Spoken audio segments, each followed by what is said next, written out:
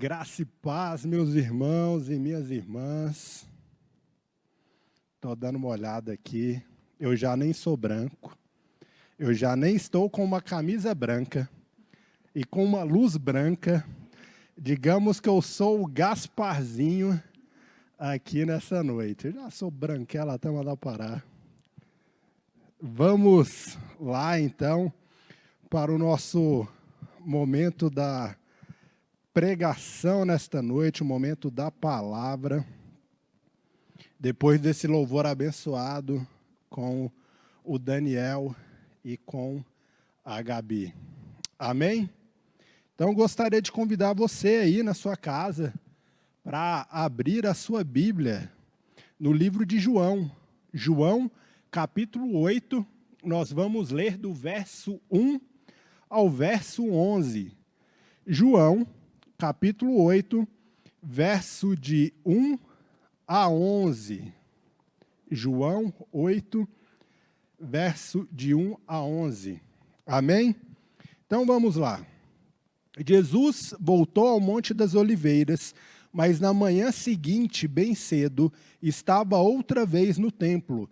Logo se reuniu uma multidão, e ele se sentou e a ensinou.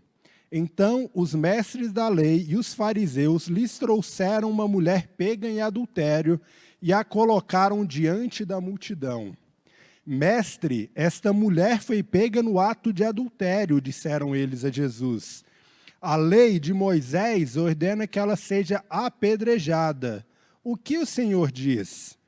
Procuravam apanhá-lo numa armadilha, ao fazê-lo dizer algo que pudessem usar contra ele. Jesus, porém, apenas se inclinou e começou a escrever com o dedo na terra. Eles continuaram a exigir uma resposta, de modo que ele se levantou e disse: aquele de vocês que nunca pecou, atire a primeira pedra. Então inclinou-se novamente e voltou a escrever na terra. Quando ouviram isso, foram saindo, um de cada vez, começando pelos mais velhos, até que só restaram Jesus e a mulher no meio da multidão. Então Jesus se levantou de novo e disse à mulher: onde estão os seus acusadores? Nenhum deles a condenou? Não, Senhor, respondeu ela. E Jesus disse: eu também não a condeno. Vá e não peques mais. Senhor Jesus, Pai, obrigado por mais um dia de vida que o Senhor nos concede. Obrigado, Senhor, pelo dom da vida. Obrigado, Senhor, porque o Senhor continua conosco nos dias bons, nos dias maus. Porque como nós cantamos aqui, porque nós cremos no Senhor, nós confiamos no Senhor, o Deus do sobrenatural. Obrigado, Senhor, porque o Senhor continua se revelando a nós, o Senhor continua falando conosco, o Senhor continua tratando as nossas feridas e as nossas falhas de caráter. Que nesta noite, Pai, o Senhor vem estar falando conosco. Que nesta noite o Senhor vem estar ministrando aos nossos corações. Que seja o Senhor falando e não eu falando. E que a Tua palavra, Paizinho, que é viva e eficaz, venha chegar, Paizinho, de forma audível e entendível a cada um dos meus irmãos nas suas casas. Que nós possamos, Paizinho, ser confrontados nesta noite pela palavra e pelo Senhor. Que o Senhor tenha liberdade. Esta é minha oração, no Teu santo nome. Amém. Para a gente entender a passagem, é necessário que, como sempre, a gente entenda um pouco do contexto histórico a respeito dela. Se nós voltarmos um pouquinho, se nós formos ali no capítulo 7, nós vemos que Jesus estava na Galileia. Era chegado o tempo da festa das cabanas, uma festa judaica que acontecia na Judéia.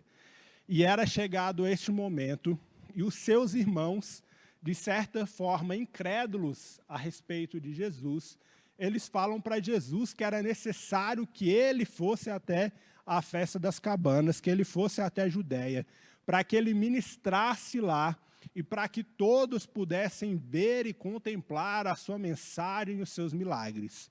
Jesus fala para os seus irmãos: vocês podem ir, não é a vocês que eles querem pegar, não é a vocês que eles querem matar, mas sim a mim. Então vocês podem ir, que eu continuarei por aqui. Só que o que acontece? Os irmãos de Jesus vão, e Jesus fica mais um tempo ali, e logo em seguida ele também vai para a festa das cabanas, só que ele vai meio que de uma forma anônima, escondida, até a festa das cabanas. E se você leu o capítulo 7, porque eu não vou falar todo ele, você vai entender que ali ele faz algumas ministrações e acontecem algumas coisas durante essa passagem de Jesus ali pelaquela festa. E entrando na nossa passagem propriamente dita, nós vemos no verso 1 e no verso 2 que falam, né, a respeito de Jesus ter voltado ao Monte das Oliveiras e que logo em seguida ele foi até o templo para ensinar. É interessante a gente notar que, na verdade, esse ritual de Jesus ir ao Monte das Oliveiras, descansar e depois ensinar ao templo, é algo corriqueiro. Ele fazia isso com frequência. Se você for até o livro de Lucas, Lucas 21, verso 37 e 38, e Lucas 22, 39, você vai notar que, de fato, era um hábito de Jesus descansar no Monte das Oliveiras e também ministrar no templo. Ele ministrava com frequência no templo.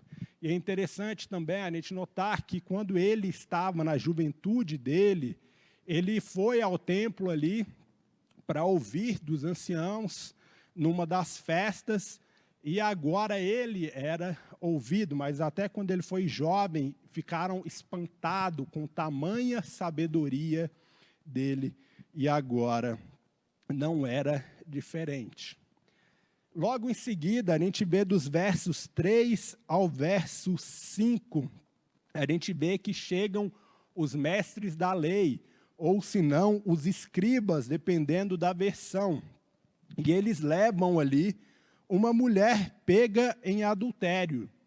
E o questionamento deles foi: a lei mosaica ordena apedrejamento. E o Senhor, o que dizes? E aqui é necessário que eu e você, que a gente se questione algumas coisas. A primeira coisa que você precisa se questionar aqui comigo é: o que de fato diz a lei mosaica?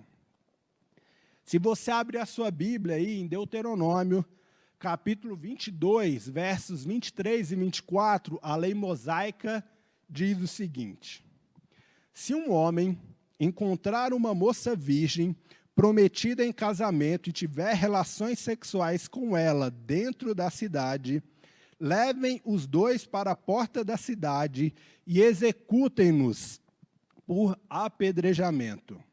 A mulher é culpada porque não gritou por socorro, e o homem deverá morrer porque humilhou a esposa de outro homem. Desse modo, vocês eliminarão o mal do seu meio. Aí a gente entra nos nossos questionamentos. Se a lei mosaica diz para apedrejar a mulher por ela não ter gritado por socorro, e para apedrejar o homem por ele ter pego a mulher do seu próximo, ter tornado ele indigno, cadê o homem?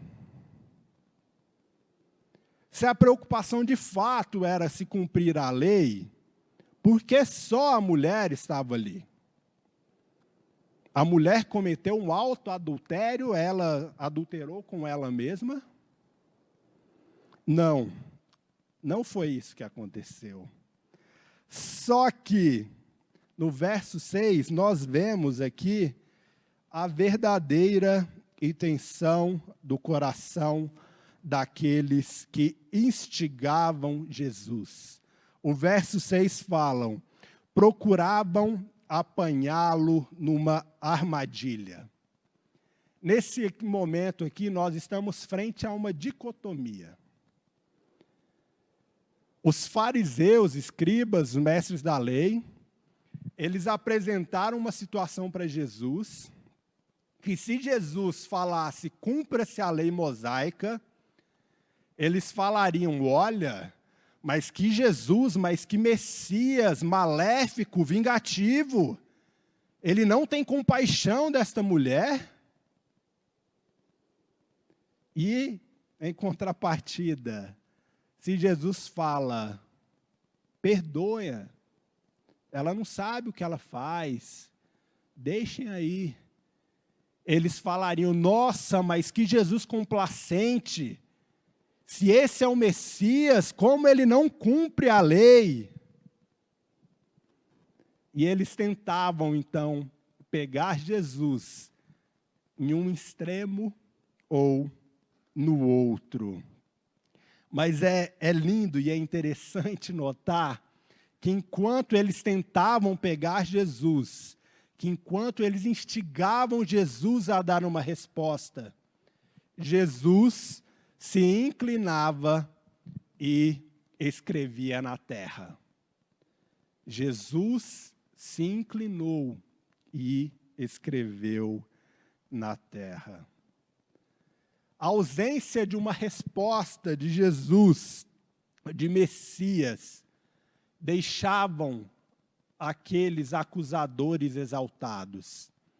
Eles estavam ali esperando uma resposta e eles passaram a instigar ainda mais, dependendo da sua versão, fala que eles passaram a exigir, então, uma resposta de Jesus.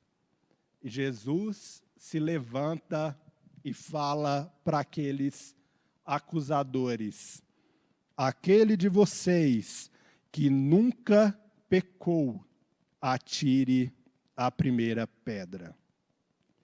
Jesus, então, logo após falar isso, ele se inclina novamente e ele volta a escrever na terra. E é interessante a gente notar que, um a um, todos os acusadores vão saindo. E fica Jesus e aquela mulher. Eles esperavam que Jesus fosse ser ou aquele que condenaria, ou aquele que absolveria aquela mulher, e então Jesus daria margem para que eles o condenassem. Só que Jesus não faz isso. Jesus, ele é pedagógico. Jesus, ele fala, aquele de vocês que nunca pecou, que atire a primeira pedra. Jesus não fala, aquele de vocês que nunca teve um pecado sexual, atire a primeira pedra. Jesus não fala, aquele de vocês que nunca adulterou, atire a primeira pedra. Jesus fala, aquele de vocês que nunca mentiu, jogue a primeira pedra. Aquele de vocês que nunca trapaceou, jogue a primeira pedra. Aquele de vocês que nunca falou mal, nunca deturpou o seu irmão, jogue a primeira pedra. Jesus, ele responde utilizando-se da consciência de cada um. Então, a gente nota que começam a sair dos mais velhos para os mais novos. Digamos assim que os mais velhos têm aquele senso de pecado, porque eles tinham ali uma obrigação de ensino com os mais novos. Eles eram os anciões lá que ensinavam a galera. E eles foram saindo. E todos, então, saem até ficar só Jesus e aquela mulher. E é interessante a gente notar que após todos irem embora, Jesus, ele se volta para a mulher e pergunta. Tipo assim, eu não notei nenhuma pedra voando, nenhuma pedra passou aqui por mim, não jogaram pedra, não tem pedra, não tem ninguém aqui, cadê? Eu acho que foram embora, né? E ela fala para ele, sim, não tem ninguém. Jesus, quando ele fala aquele que nunca pecou, que atire a primeira pedra, ele poderia ser o primeiro. Ia ser um headshot ali do lado, que ele já estava do lado. Só que não era isso que Jesus queria. E é interessante que Jesus, depois que ela fala, não, Senhor, todos foram embora, que ninguém a condenou, ele fala, eu também não a condeno. Poderiam achar que, pô, Jesus complacente, está só falando aí, liberou e tal. Mas ele prossegue, ele fala, eu também não a condeno. Vá e não peque mais. Essa foi a atitude de Jesus com aquela mulher. Ele notou ali nela uma transformação. E ele fala para ela ir e não pecar mais. E para caminhar para o final, eu gostaria de fazer com você aqui 3 aplicações desta passagem. A primeira aplicação que eu gostaria de deixar com vocês é: escreva na terra. Meu irmão, minha irmã, nós estamos vivendo dias difíceis, dias complicados. Temos uma pandemia que assola o mundo e o nosso país há mais de 5 meses. O sul do país está sendo assolado por tornados. Já não foi um só, já foram 2, 3. Coisas que no passado a gente via em filme. Um dos primeiros filmes, inclusive, que eu vi no cinema foi Tornado, lá, Twister e tal. Achava aquela coisa cabulosa, Estados Unidos, sei lá o quê. Hoje acontece no nosso quintal. Além disso, meu irmão e minha irmã, no decorrer dessa semana, nós fomos assolados, massacrados, porque se você não se sentiu assim, eu me senti, com uma notícia. Uma criança de 10 anos era estuprada pelo seu tio. E nós ficamos ali naquela preocupação de falar se era possível fazer o aborto, se não era. Alguns foram para a porta do hospital chamar de assassino. Meu irmão, escreva na terra. Escreva na terra. Chegaram para Jesus com aquela mulher que foi pega em adultério, que na verdade Jesus sabia que o interesse não era o adultério. Mas Jesus, ele já tinha uma resposta. Jesus, ele já sabia o que estava acontecendo. Mas ele se inclina e escreve na terra.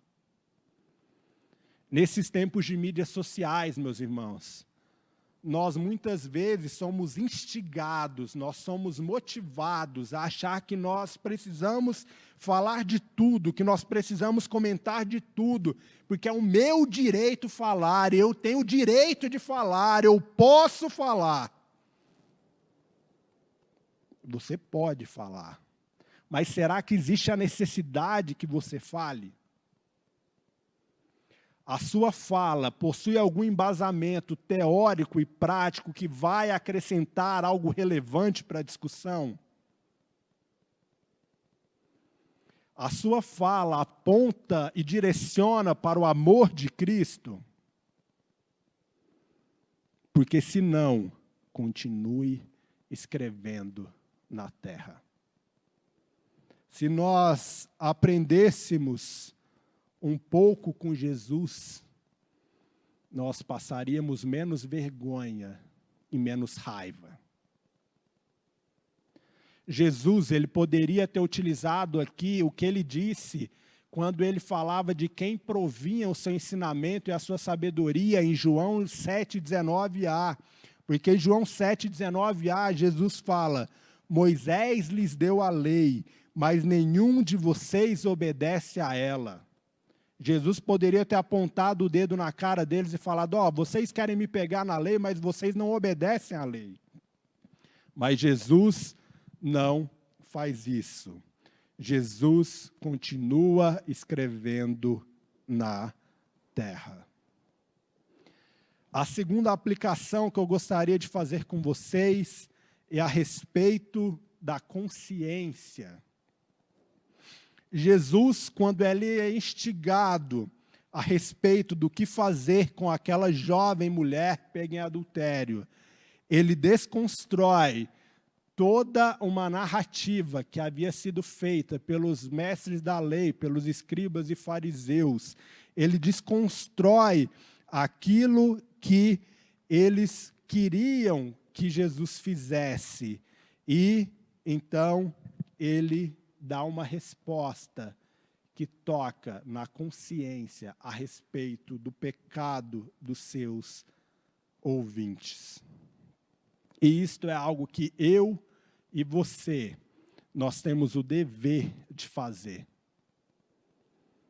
Meu irmão, muitas vezes a gente vê cada atrocidade, a gente vê cada cena que a gente fica furioso, que a gente fica indignado, que a gente vai como no crentez, a gente gosta de falar que a gente entra na carne.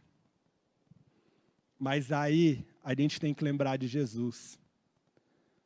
Porque com essa mulher pega em adultério, Jesus fala, aquele que nunca pecou, que atire a primeira pedra. A gente tem que se lembrar que o pecado do meu irmão pode ser diferente do meu. O pecado do Igor pode ser diferente do meu. Mas isso não faz com que o meu pecado, com que o pecado do Igor deixe de ser pecado. Continua sendo pecado. Nós podemos pecar de formas diferentes, em aspectos diferentes, mas continua sendo pecado. E nós continuamos sujos diante de Deus, até pedirmos perdão e nos arrependermos dos nossos pecados. Então, quando você pensar em acusar alguém ou acusar alguma situação, quando o seu dedinho nervoso pensar ali no Twitter, ou no Facebook, ou no WhatsApp, ou onde quer que seja, lembre-se, o seu pecado pode ser diferente do pecado da outra pessoa, mas ele continua sendo pecado. E nós continuamos pecadores, que necessitamos da graça do nosso Senhor Jesus Cristo. E a terceira e última aplicação que eu gostaria de fazer com vocês é a respeito da temperança. O que é temperança, Lucas? Do latim, temperantia. Guardar a medida, a justa proporção. Assim, temperança quer dizer moderação em todos os prazeres dos sentidos. Se a gente pegar a palavra do português têmpera, que é dar ali a consistência ao aço, maturidade. Para Platão, ter temperança é ter controle sobre as paixões, é ter sobriedade em suas atitudes e decisões, é evitar os excessos em seus apetites, seus desejos e suas vontades.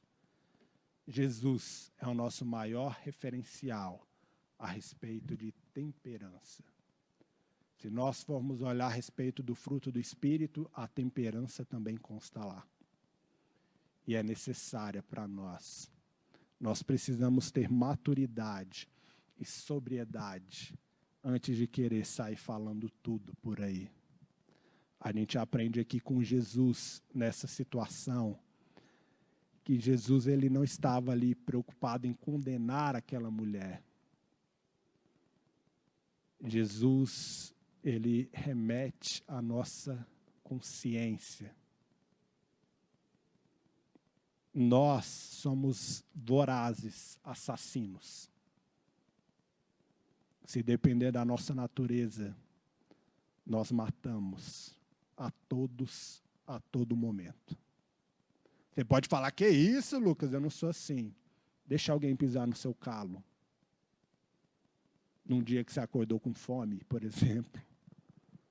Deixa alguém te dar uma entrada por trás no futebol. Deixa alguém te fechar no trânsito. Que aí você vai entender. Se dependesse de nós, nós assassinávamos todos a todo momento. Nós precisamos ser como Jesus, meu irmão. Nós precisamos ter essa moderação e apontar sempre para o amor. E essa é a mensagem que eu gostaria de deixar para você nesta noite.